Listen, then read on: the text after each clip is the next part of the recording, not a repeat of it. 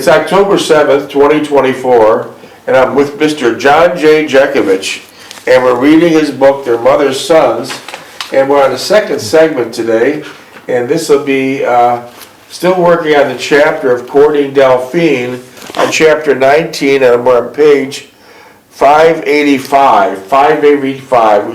We still have plenty to read. Mr. Jeckovich's book is almost 900 pages, right? Yeah.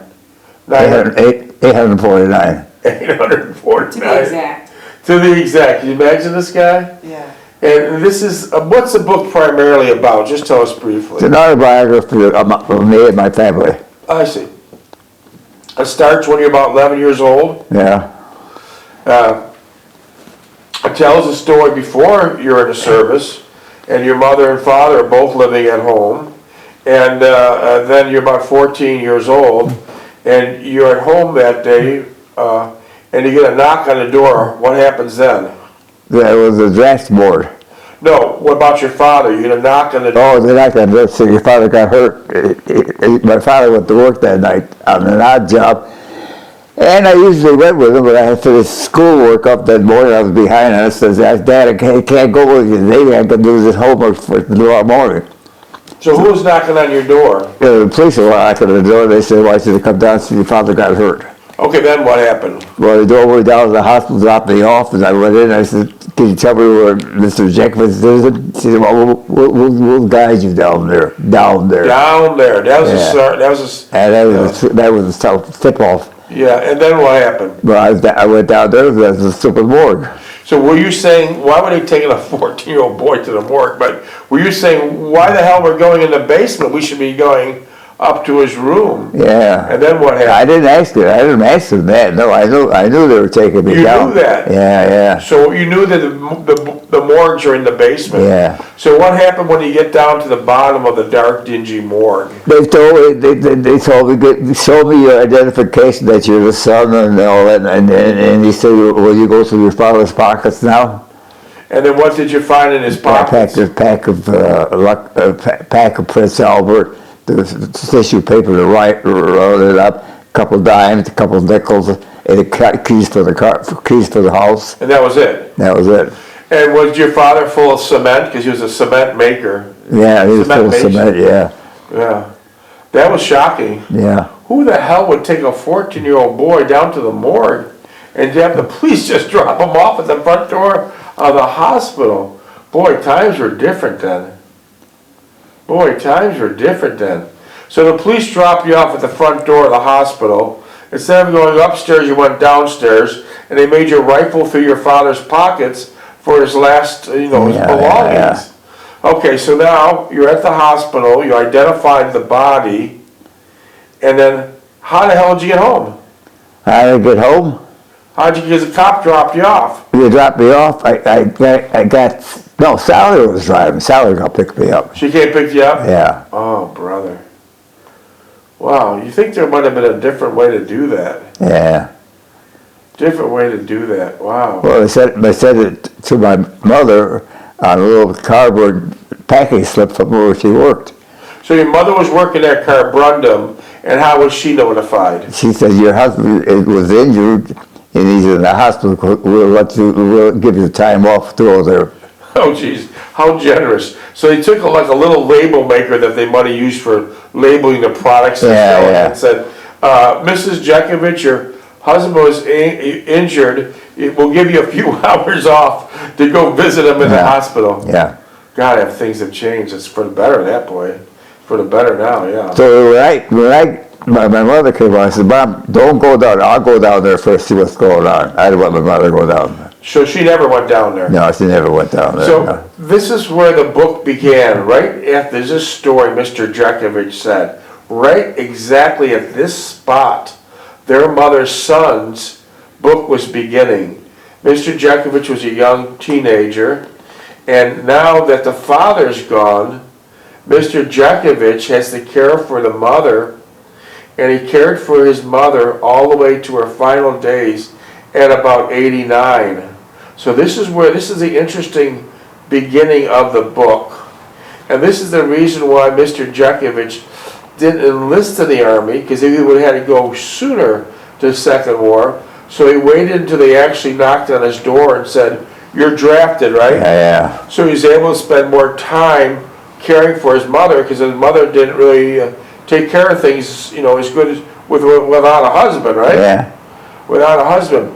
And then when you were in World War II for about 4 years, did you send the majority of your monthly allotment home? 75% went to her. 75%? Yeah, where was I spending it over there? I got fed and clothes and everything else.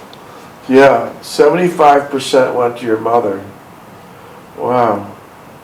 You got still a letter that they sent to your mother by Western Union? Oh, yeah, Tell us what 150 that's- letters. 150 They letters. were called Salads. V-mails, right? Yeah. V as in victory. V-mails. And you V-mailed your mother often. Yeah. And what did the V-mails, were all the V-mails censored? They were censored like that, so if the censor mentioned anything that where you were, or what you were, what division you were, what office you were, what you do, they black it out. Black it out. So you sent about 150 V-mails home to your mother. Yeah. She must have enjoyed those. Yeah, who did? Your Yeah. mother. Sally. No, your mother, but your mother must have enjoyed reading. Oh, yeah, then Sally destroyed them. It gave her up-to-date news. And then, so 150 V-mails, and you gave 75% of your monthly pay sent directly to your mother. And this is how the book is bringing its basis to their mother's sons. Their mother's sons. It's a very interesting story. Many times I get texts day and night, "Where can I buy your book and how much?" They're not for sale. It's not for sale, has nothing to do with money. Mr. Jeckovich tells us Not written for profit. not written for any type of money. He's telling a word about a loving son and his mother. He's telling a story about a young boy in World War II, many battles, including the Battle of the Bulge. He's telling a story about how he met a beautiful young lady at the dance hall in Buffalo. What was the name of that dance hall? On Main Street, yeah. Second floor Main Street, right? Yeah. He met a beautiful lady called Delphine You Stulak. want a water, John? You want a water? No. Are you sure? Yeah, give me that. I better drink it. Yeah, I better drink it. He met a beautiful lady at the second story dance hall in Buffalo, New York, and he eventually was married to her for 69 long and beautiful years. 69 long and beautiful years, and then they ended up living upstairs above his mother, and his mother was always fighting with loneliness. But when then Delphine Stulak got in, married Mr. Jeckovich, there was no more loneliness. There was no more loneliness. Those Delphine Jeckovich and Anna Jeckovich were like two peas in a pod. Two peas in a pod. They got along greatly, and everything was nice all the time. There was never any problems. I'm trying to remember the name of that dance hall. And Delwood. you got better memory than me. Yeah, Delwood Ballroom. Delwood, we got damn good memory. This guy reads the newspaper with no glasses. I could be reading his book. He'll correct me on pronunciations and spellings I wrote out. It's unbelievable. He's sharp as a tack, and that's not something that you use that term lightly. He's sharp as a tack. If his knees didn't blow out, I could guarantee you right now, he'd still be jogging. If his knees didn't give out, I'll guarantee you right now, he'd still be jogging. But when your knees are blown out, you're basically screwed. There's nothing you can do. Nothing you can do. Mr. Jeckovich's 99th birthday is coming up October 17th, less than 10 days away. Text Mr. Jeckovich a birthday wish at 407-366-0000. 407-366-0000. As Mr. Jeckovich just said a few minutes ago, his book is not for sale, and it's not about money, it's about telling his story. There's not many of these World War II combat vets left. There's less than 7,000 of the combat vets left. There's maybe 80,000 more rear echelon. But the only way his book, you can listen to this book, we read it every night. We got about 200 readings, maybe 200 or 300 docu-series. Because some nights we read 2 or 3 segments. And then, but his book is going to be on display always at the World War II Museum in New Orleans, Louisiana. And also, we're working on right now, because of the distance and Mr. Jekovich's ability to travel, we're working on, he's going to have his own Kizak there. And he'll tell his story of what he did during the war. And also we're setting up as AI. So 5 years, 10 years, 20 years from now, you could ask Mr. Jeckovich a story, a question, and there'll be a nice answer. But if you want to ask Mr. Jeckovich questions now, here it is. Ask him. Text 407-366-0000. 407-366-0000. So their marriage all began at the Delwoon Ballroom on Main Street, Buffalo, New York. And how long did you court Delphine for? About a year. And then you got married. And then how long was it before you got married that Delphine met your mother? But my mother, I would say about a year. Okay, and how'd they get along? They got famous, and my mother was lonely and Delphine was the thing for her.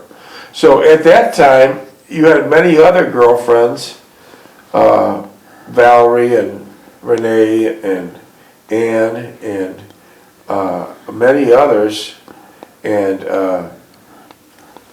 that you did not bring home, but you decided to bring Delphine home. Yeah. And you were a little bit nervous that it might go wrong. Yeah. Because your mother was tough. So I brought her in Sunday morning, and we came in about 1 o'clock, and my mother said, "You get back in that kitchen and finish those covers up right now. I'll take care of this young lady." That sounds like your mother. Mr. Jekovich's mother's name was Anna Targus Jeckovich. Anna Targus Jeckovich, and she was born in the late 1800s. And her husband, Marion Jeckovich, he died of a heart attack at 43. He came over from Russia. His mother came from Austria and Poland. And these are true hard-working people. It's not like the stuff you see today, nothing comparison. They worked hard in the old country. They worked hard here. They would never take a handout, never take a handout. But an interesting thing about Mrs. Anna Targus Jeckovich, when she would go visit her husband's gravesite, which she did often, on the gravestone there was, of course, the husband's name, Marion Jeckovich, and of course the wife's name, Anna Targus Jeckovich. And when Anna Jeckovich, Mr. Jekovich's mother, would go there, she'd always come equipped with masking tape, and she'd tape over the year that she was born. Yeah. She didn't want no one to know she was born, and she was born in the late 1800s. I know that for a fact. That is so interesting. So actually, if your mother was alive today, she'd be like almost 130. Yeah. Holy hell. Man, 130. Wow. Well, you're knocking on the door of 100. So what the hell? You're knocking on the door of 100. That's amazing. I'm not gonna do what? You're knocking on the door of 100. Yeah. You'll be 99 October 17th. I could go anytime. I wasn't getting to that point. I was getting to the point you're in damn good health. Yeah. I'd be very surprised if you didn't go to 105 or 110, honestly. You look at the health. Look at the health. That doctor that seen you the other day, he called me up and said, I've seen 50-year-olds that are not as good health as this guy. Yeah. I've seen 50-year-olds that are not as good as health as this guy. So you're very lucky. You're very lucky. Why don't you just lay that down there and we'll get it. Don't carry that. Huh? Just lay that bottle down. We'll pick it up. Just drop it. We'll pick it up. Throw it on this chair here. You don't need to be carrying that. Just throw it right here on this chair. We'll get it. Here, John. No place to throw. No, wait, don't. Here. Right here. You don't need to be carrying that bottle. Yeah, thank you. You're welcome. Okay. And look at this guy, new haircut, fully shaved, just got his nails done. New Yeah. sets of clothes, what, 4 or 5 times a day? Yeah. How the hell? Did You get beautiful new clothes 4 or 5 times a day. You get new clothes shipped in. I mean, you're living a good life. You're living. Look at all these beautiful clothes. I He's know. got more sweaters than I think the department store has. I He's got more. Look at these new shoes, brand new, know. I know. every day. Yeah. You know, he doesn't have to polish his shoe. He just gets new ones. I know. This guy is unbelievable. Yeah. Oh, yeah. Okay, we're going to keep on reading, but before we do, just tell us briefly in your words about dating Delphine. I know it was getting 14 minutes. Huh? 14 minutes. I know it was getting monotonous when you were dating Delphine because you always had to go there and think of something to do when that was getting old. Yeah. So tell us. Well, I dated Delphine and the ball with Agnes and Rosalie. Yeah. They were inseparable. They worked at the grants together. W.T. Grants. Yeah. Yeah. Well, tell us about, you said it was getting monotonous just going there and figure out what we do. After a while, you get. What are we gonna do now? What are we gonna do now? Yeah. Like, every day you had to like work on Making a something. plan. Gotta make a plan. Yeah. So like what places did you go? Well, we went to your host. We Red went to Devil. White Towers, Red Devil. Red Devil, and then the other one was the one that sometimes I took my mother to, was a restaurant out in Clarence, New York. Apple Grove Inn. Yeah, Did you go to Klein Ann's Music Hall? yeah, Clyde, yeah, Didn't you go to Chestnut Ridge? yeah, Veteran State Park? yeah, So after a while, you've been to all these places, you're saying, what the hell are we gonna do now? yeah. So- It gets monotonous. You can try to make plans. Why didn't you just go to Delphine's house and sit in her living room? Huh? Why didn't you just go to Delphine's house and sit in her living room so you didn't have to plan every day? Just go to Delphine's house and sit in her living room. Well, my mother was there. My mother was to watch TV or whatever she's doing. Oh, Okay. she crochets all the time. Oh yeah, crochet. your mother was a wonderful crocheter. She would take the finest wool, size of a thread, and she would just crochet. And watch the movie. She'd crochet beautiful Afghans with the finest thread, and she never glanced down one time at her hand movements. Where are all those Afghans today? They were Well, works who of art. knows? Who knows? They were works A of art. lot of that stuff is missing. Who do you think got it? I don't know. Look at that camping cupboard I had. A beautiful brown camping trip Yeah. cupboard that you usually Yeah, that's gone. That's a big thing to disappear. Yeah. So you and your mother got along like two peas in a pod, and then your mother would keep Delphine company, and Delphine would keep your mother company, and then when you taught Delphine to drive, she'd be driving all over the And my place. mother for took shopping. advantage of it. She'd go all over. Delphine can take me here. Delphine can take me here. I gotta go there. Okay, I'll go now. Well, Delphine, they work. No, that's a great story though. Yeah. They go all over the place, and they actually went to Canada.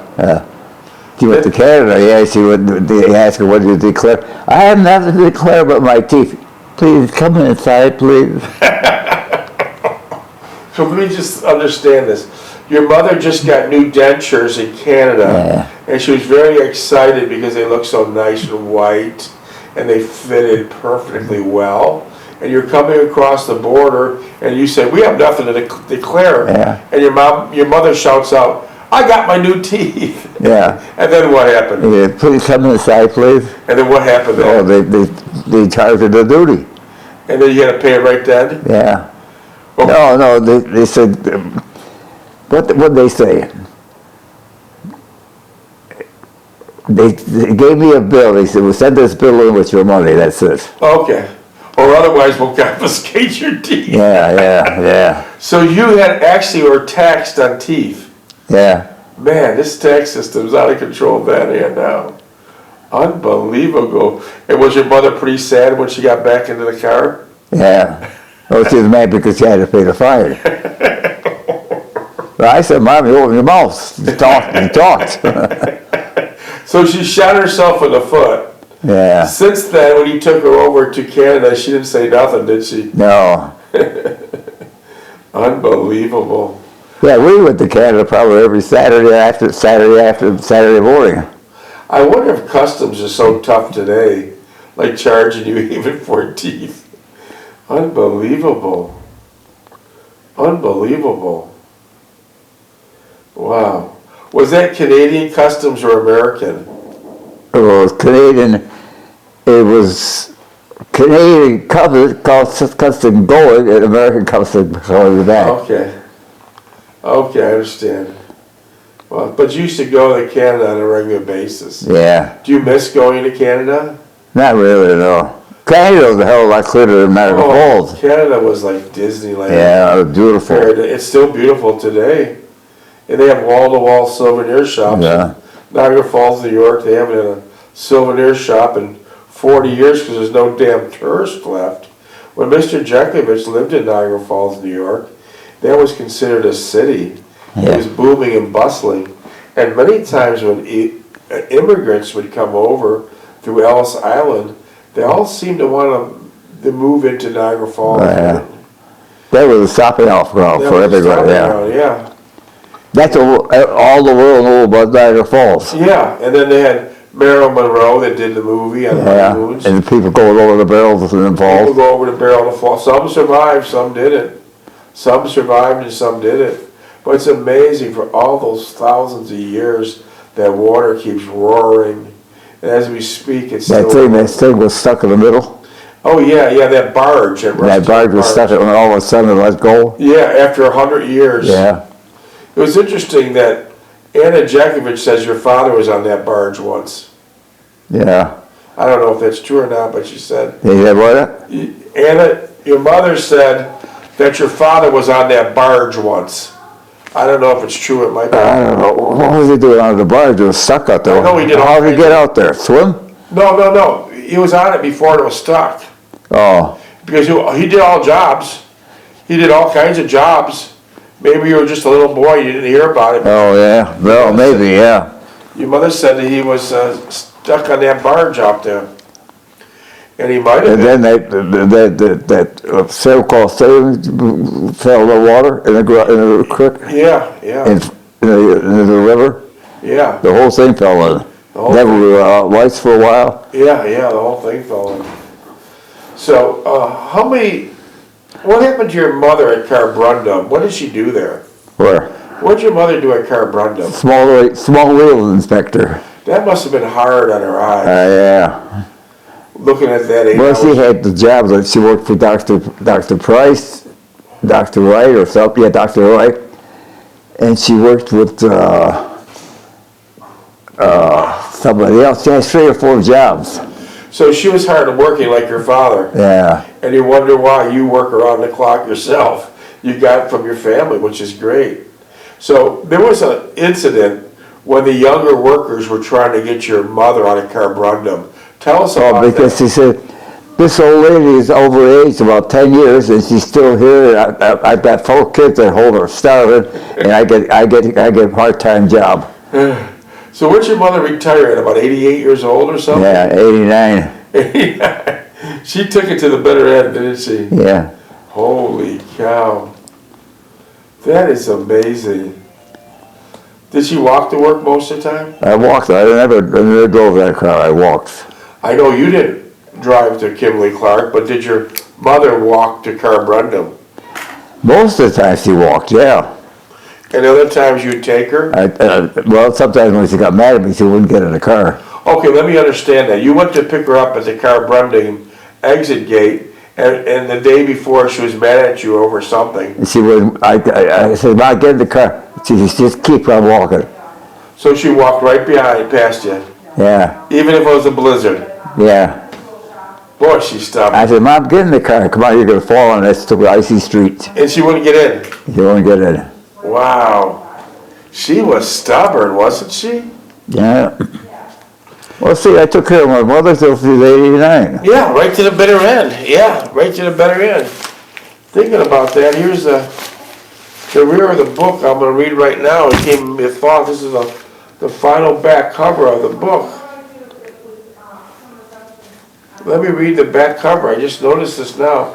This is what Mr. Jeckovich wrote about his mother, and it's on the very back cover, on the glossy side of the book.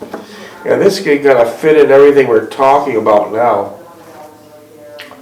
Mother did not relish the role of motherhood, yet she excelled in its functions and responsibilities.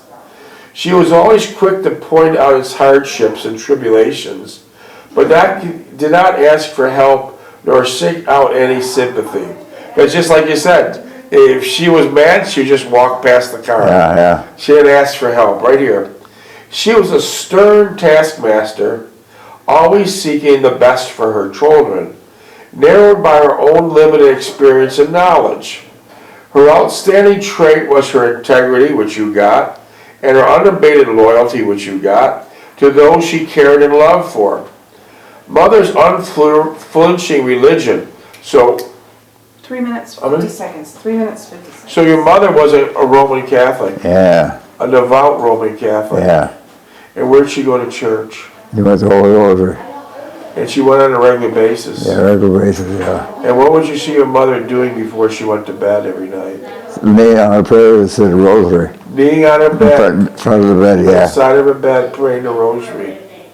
Did your mother instill in you the same values of Roman Catholic Church? What? Or did your mother instill in you to be a devout Roman Catholic? Oh, yeah. So are you a devout Roman Catholic now? Who? You. Me, all right, and I? Yeah. I hope, yeah. So you're a devoted Roman Catholic? Yeah. Okay, that's good. When's the last time you went to church?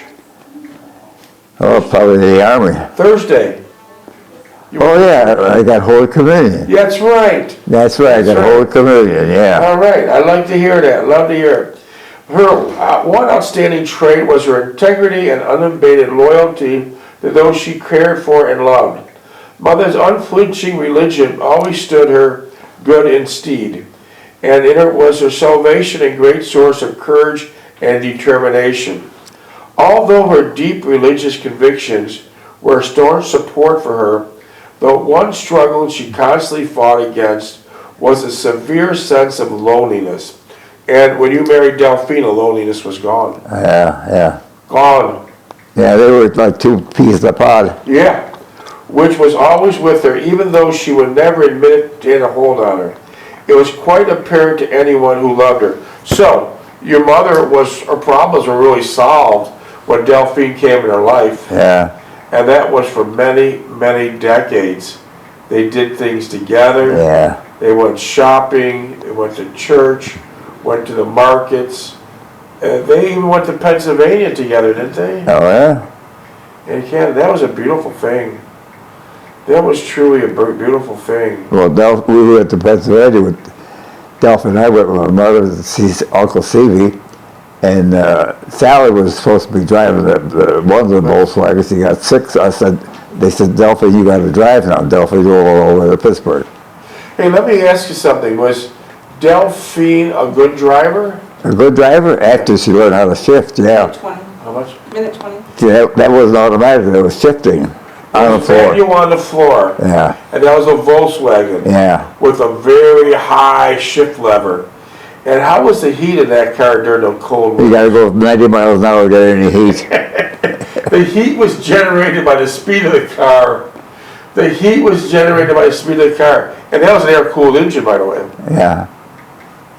Did your mother ever drive? No, Your father had no. Your father had a fancy Packard. Did he ever Yeah, drive? and they left it in the garage until Stevie got a hold of it. Then he took it to school every day. What did you have in the back? What did your father have in the back seat of the Packard? All his tools and things? In his back, no, that was my uncle. Oh, he has all his tools. Yeah, Your uncle on Andy. the Plymouth, on the green Plymouth, yeah. 28 seconds. The back seat was all full of tools. And you would sit in the front when you and Uncle Andy went on a job. And what kind of car did Uncle Andy have? Plymouth, Plymouth, a big four-door? yeah. Was that automatic or manual? No, that was manual. It must have been a manual on a column, on a steering wheel. Yeah. Right? Oh, I love those cars. 6 seconds. I love those cars. Yeah. That's big land yacht.